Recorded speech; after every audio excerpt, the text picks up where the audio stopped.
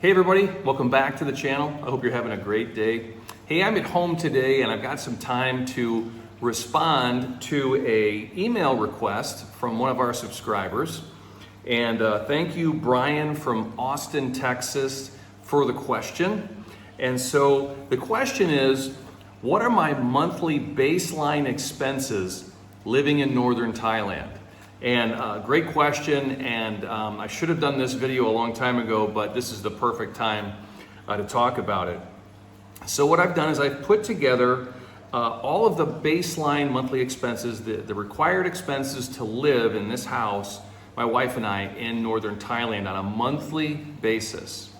Now, before I get into the specifics, I just want to qualify this conversation a few ways. So we're crystal clear about my expenses, and so you have a better understanding of truly what it costs in Northern Thailand to live in a home like this in my general area in the province of Nan. Now, just to qualify, number one, this house is paid for cash. We paid for it without financing, so there is no mortgage on this home. This home is free and clear of financing, okay? Number two, the vehicle that we have was purchased last year, brand new cash. So we do not have a monthly car payment on the vehicle. So typically in most households around the world, there's a mortgage and a car payment or 2 or 3 car payments, right? So just to clarify that. Now, let's dive right into the monthly expenses, okay? So we have electric, city electric.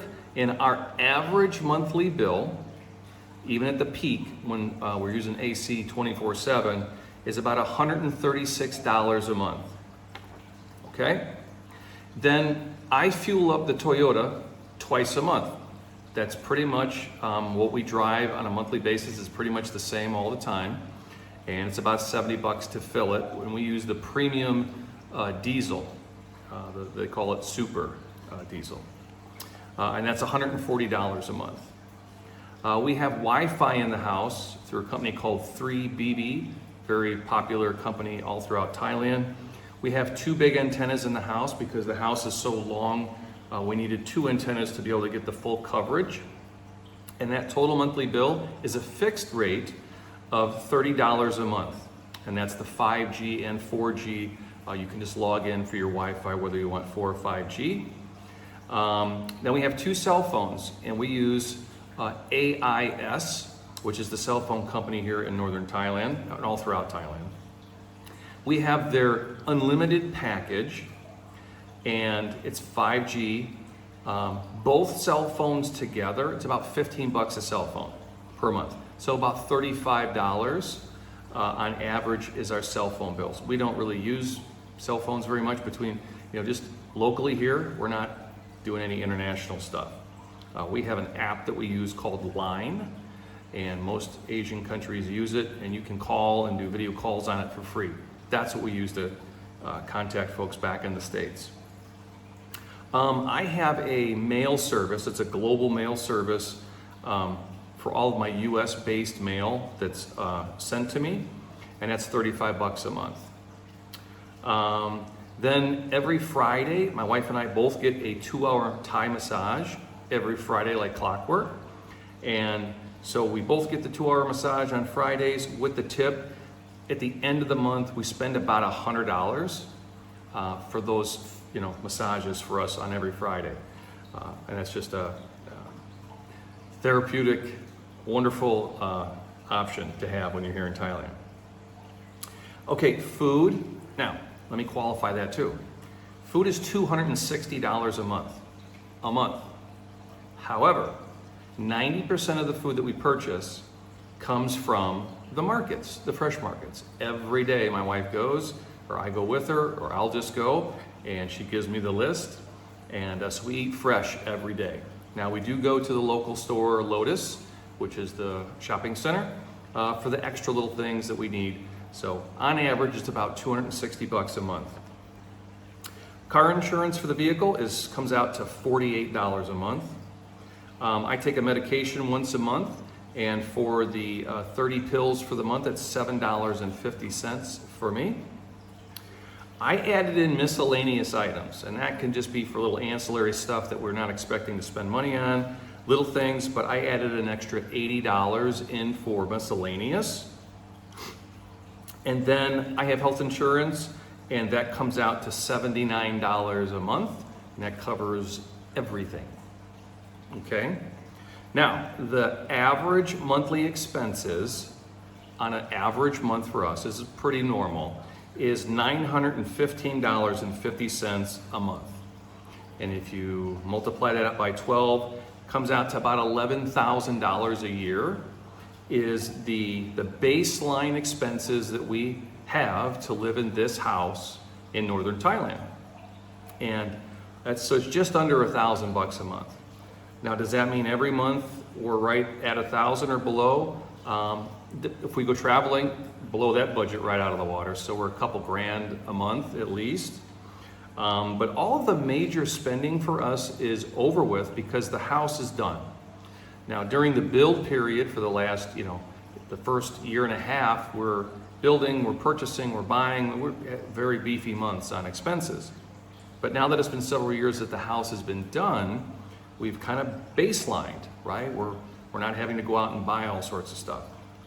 So let's just call it just under $1,000 a month is what it costs my wife and I. We do not have children. We don't have a dog, cats, or any of that. And we don't have any debt. So we don't have credit card debt. We don't have Netflix stuff and all that. We just use YouTube and all that because we really don't spend a lot of time watching anything other than YouTube. So think about that. If you're looking to move to Northern Thailand and live in a home like this, and here's the thing too, this is a personal choice. A lot of people come over to retire here and they rent, which is great. A lot of people come over and they rent a home or they rent a condo. Some people will buy a condo. We just decided we didn't want expenses. We wanted to keep it just bare minimum per month so we could regulate our expenses and really keep track of what we're spending so we could not overspend. We're both very budget friendly and conscious people. So that's something you can think about if you wanted to live in Northern Thailand. Now, would this budget work in Bangkok? Absolutely not. Would it work in Chiang Mai? Close. It'd be a little more expensive in Chiang Mai. Pattaya and Hua Hin, you can certainly increase that pretty substantially just because of the locations. So living in rural Thailand has its advantages for sure. If you're budget conscious or you maybe have some limited income and you still want to live a good high quality life in a beautiful home, this is an example. So my channel is an example of what you can do depending on your budget. Now, could we spend a lot more than this every month based on our budget? Well, sure. But there's really not a need. If I wanted to live on Phuket on the island and have a home on the island, I guess we could do that. But that's really not what we wanted to do. Her family's up here in Northern Thailand, so it's great to be up here close to them. And my wife is out at her sister's farm today fishing. So it's beautiful up here right now this time of year. So a lot of outdoor activities. So that's the budget, $915.50 average monthly expenses for us in this house in Northern Thailand. So if you have more questions, thank you, Brian, out of Austin, Texas. I appreciate the question. Thank you to all the new subscribers. I really appreciate all of the support. We've only been around just a few months here, and I really appreciate it. It's been a lot of fun for me. And I hope this is helpful. The whole purpose of the channel is for you to see that you have alternatives and options, maybe outside of your home country, if that's something you're looking for. So thank you again, everybody. I'll see you on the next video. And remember, in life, there's always an option, and there certainly is an option in Northern Thailand. All right, everybody, take care. See you on the next video.